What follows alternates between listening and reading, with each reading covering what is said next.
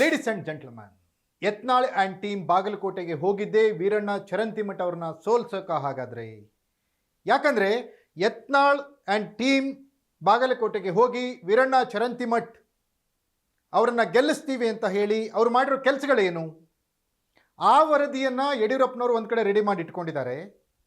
ಇದಕ್ಕೆ ಏಟಿಗೆ ಎದುರೇಟು ಅನ್ನೋ ಥರ ಯತ್ನಾಳ್ ಆ್ಯಂಡ್ ಟೀಮ್ ವಿಜಯೇಂದ್ರ ನೇತೃತ್ವದಲ್ಲಿ BJP ಕಳಪೆ ಸಾಧನೆ ಮಾಡಿದೆ.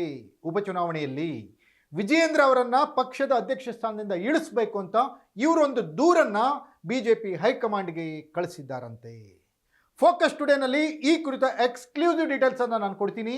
ನೆಲ ಜಲ ಭಾಷೆಗಾಗಿ ಪ್ರಾಮಾಣಿಕ ಪತ್ರಿಕೋದ್ಯಮ, ನಾನು ಹೇಮಂತ್.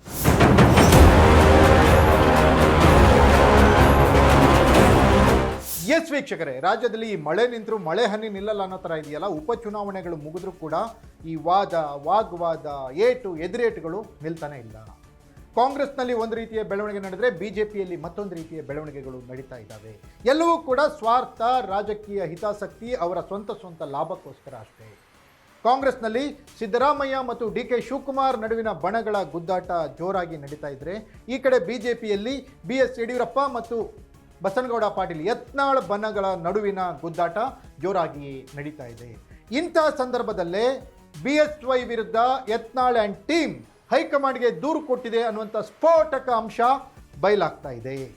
ಎಸ್ ವೀಕ್ಷಕರೇ, ದಾವಣಗೆರೆಯಲ್ಲಿ ಶ್ರೀನಿವಾಸ್ ದಾಸ ಕರಿಯಪ್ಪ ಡಮ್ಮಿ ಅಭ್ಯರ್ಥಿಯನ್ನು ಹಾಕಿದ್ದು BSY. ಯಾಕಪ್ಪ ಅಂದರೆ ಶಾಮನೂರು ಶಿವಶಂಕರಪ್ಪನವರ ಮೊಮ್ಮಗನನ್ನು ಗೆಲ್ಲಿಸ್ಲಿಕ್ಕೆ, ಇದೇ ಯಡಿಯೂರಪ್ಪನವರ ಮಗ ರಾಘವೇಂದ್ರ ಅವ್ರನ್ನ ಗೆಲ್ಲಿಸಿ ಅಂತ ಹೇಳಿ ಶಾಮನೂರು ಶಿವಶಂಕರಪ್ಪನವರು ಬಹಿರಂಗವಾಗಿ ಪ್ರಚಾರ ಮಾಡಿದ್ರು ಅಂತ ಹೇಳಿ ಶಾಮನೂರು ಶಿವಶಂಕರಪ್ಪನವರ ವಿಡಿಯೋ ಬೈಟ್ ಸಮೇತ ಯಡಿಯೂರಪ್ಪನವರ ಕೆಲಸ ಕಾರ್ಯದ ರಿಪೋರ್ಟನ್ನು ಯತ್ನಾಳ್ ಆ್ಯಂಡ್ ಟೀಮ್ ಹೈಕಮಾಂಡ್ಗೆ ಕೊಟ್ಟಿದೆಯಂತೆ.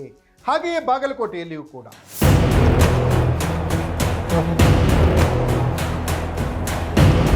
ವಿಜಯೇಂದ್ರ ಅವರ ರಾಜಕೀಯ ಚಾಣಕ್ಷತನ ಕೆಲಸ ಮಾಡಿಲ್ಲ, ಅಲ್ಲಿಯೂ ಕೂಡ ಕಾಂಪ್ರಮೈಸ್ ಪಾಲಿಟಿಕ್ಸನ್ನು ಮಾಡಿಕೊಂಡಿದ್ದಾರೆ. DK ಶಿವಕುಮಾರ್ ಅವರ ಜೊತೆಗೆ ವಿಜಯೇಂದ್ರ ವ್ಯಾವಹಾರಿಕವಾಗಿ ಒಪ್ಪಂದದಲ್ಲಿದ್ದಾರೆ, ಅವರ ವ್ಯಾವಹಾರಿಕ ಸಂಬಂಧ ಇದೆ, ಅವರಿಬ್ಬರ ಮಧ್ಯದಲ್ಲಿ ಅಂಡರ್ಸ್ಟ್ಯಾಂಡಿಂಗ್ ಇದೆ. ಹಾಗಾಗಿ ಕಾಂಗ್ರೆಸ್ಗೆ ಅನುಕೂಲಕರವಾಗುವಂಥ ತೀರ್ಮಾನಗಳನ್ನು ವಿಜಯೇಂದ್ರ ಆ್ಯಂಡ್ ಟೀಮ್ ತೆಗೆದುಕೊಳ್ತಾ ಇದೆ. ಹಾಗಾಗಿ ವಿಜಯೇಂದ್ರ BJP ಅಧ್ಯಕ್ಷರಾಗಿ ಮುಂದುವರೆದ್ರೆ BJPಗೆ ಸಂಕಷ್ಟ ಕಟ್ಟಿಟ್ಟ ಬುತ್ತಿ. ರಾಜ್ಯದಲ್ಲಿ BJPಯನ್ನು ಗಟ್ಟಿಗೊಳಿಸಬೇಕು ಅಂದರೆ ವಿಜಯೇಂದ್ರ ಅವರನ್ನ ಅಧ್ಯಕ್ಷ ಸ್ಥಾನದಿಂದ ಕೆಳಗಿಳಿಸಿ ಅನ್ನುವಂಥ ದೂರನ್ನು ಯತ್ನಾಳ್ ಆ್ಯಂಡ್ ಟೀಮ್ BJP ಹೈಕಮಾಂಡ್ಗೆ ಕಳುಹಿಸಿದೆಯಂತೆ. ಮತ್ತೊಂದು ಕಡೆ ಯತ್ನಾಳ್ ಆ್ಯಂಡ್ ಟೀಮ್, ಯತ್ನಾಳ್ ರಮೇಶ್ ಜಾರಕಿಹೊಳಿ, ಅರವಿಂದ್ ಲಿಂಬಾವಳಿ, ಪ್ರತಾಪ್ ಸಿಂಹ ಮುಂತಾದವರು ಬಾಗಲಕೋಟೆಗೆ ಬಂದಿದ್ದೇ BJPಯನ್ನು ಸೋಲಿಸಲಿಕ್ಕೆ ಅಂತ ಹೇಳಿ BSY ಟೀಮ್ ಹೇಳ್ತಾ ಇದೆ. ರಮೇಶ್ ಜಾರಕಿಹೊಳಿ ಹಾಗೂ ಅವರ ಹಿಂಬಾಲಕರೆಲ್ಲ ಕಾಂಗ್ರೆಸ್ಸಿಗೆ ಮತ ನೀಡಿ ಅನ್ನುವಂಥ ವಿಡಿಯೋವನ್ನು ಕೂಡ ವೈರಲ್ ಮಾಡಿದ್ದಾರೆ. ಜೊತೆಗೆ ಪ್ರತಾಪ್ ಸಿಂಹ ಸಿದ್ದರಾಮಯ್ಯ ವಿರುದ್ಧ ಹೇಳಿಕೆಯನ್ನು ಕೊಟ್ಟು BJPಗೆ ಬರುವಂತಹ ಕೆಲವು ಮತಗಳನ್ನು ಕೂಡ ಆ ಕಡೆ ಕಾಂಗ್ರೆಸ್ ಕಡೆ ತಳ್ಳಿದ್ರು ಅನ್ನುವಂಥ ಮಾತುಗಳನ್ನು ಕೂಡ ಯಡಿಯೂರಪ್ಪ ಬೆಂಬಲಿಗರು ಹೇಳ್ತಾ ಇದ್ದಾರೆ.